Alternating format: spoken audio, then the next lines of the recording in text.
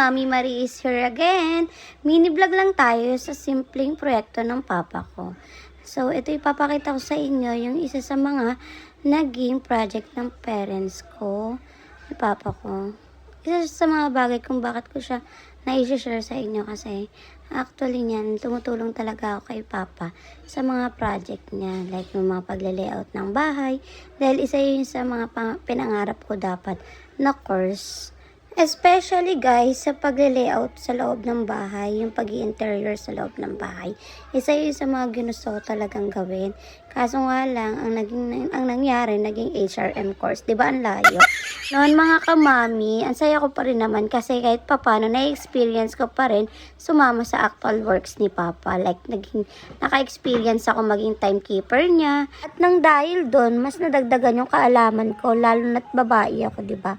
Syempre bilang babae, gusto ko rin, alam ko rin yung mga trabahong pang lalaki para hindi tayo basta-basta, diba? Charot. And ayan na nga, papakita ko sa inyo yung 85% na nagawa na namin sa project ni papa. Especially guys, kung gusto nyo rin pala magpagawa, pwede po kayo mag-inquire sa amin and bigyan po namin kayo ng quotation. Ayan na po, bali 85% na po nagawa na po dyan. Yung garayong area po ay hindi pa po ganun katapos. Pero itong area na pa second floor, papuntang living room po is okay na po. Ayan, may mga simple lang pong kailangan i-check at lilinisin. Then, ready to turn over na po sa may-ari.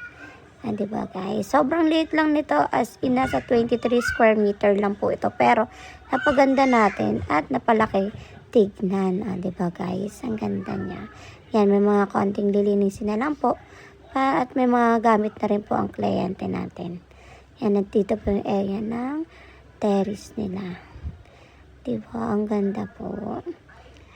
Dito naman sa kabilang pintuan guys, dyan naman po yung bathroom nila. Yan, check po natin yung layout.